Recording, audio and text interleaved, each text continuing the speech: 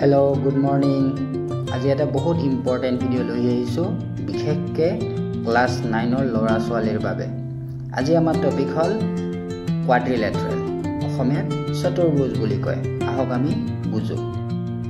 চাৰিটা closed sides থকা ফিগাৰক আমি কোৱাড্ৰিলেটাৰেল বুলি কওঁ আৰু অসমীয়াত চতুৰ্ভুজ বুলি কয় এই ফিগাৰটো ট্ৰেপিজিয়াম বুলি কোৱা হয় আৰু ইয়াৰ only one pair of side parallel হয় আৰু ভিতৰ ইনাৰ এংগল বিলাক যদি আমি প্লাস কৰো 360 ডিগ্ৰী পাওঁ আৰু এই ডায়াগ্ৰামটোক আমি প্যাৰালেলোগ্ৰাম বুলি কওঁ অসমীয়াত সমান্তৰাল চতুৰ্ভুজ আৰু ইয়াৰ অপোজিট সাইডস প্যাৰালেল আৰু ইকুৱেল হয় আৰু গটেকিটা এংগল প্লাস কৰিলে 360 ডিগ্ৰী ওলায়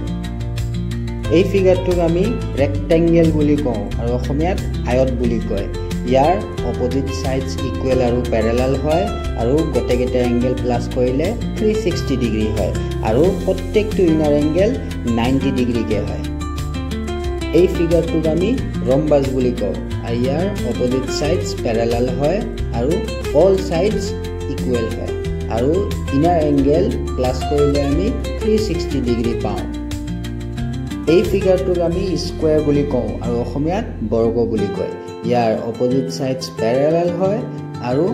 অল সাইডস ইকুৱেল হয় ইনাৰ এংগল প্লাস কৰিলে 360 ডিগ্ৰী হয় আৰু প্ৰত্যেকটো এংগল 90 ডিগ্ৰী কে হয়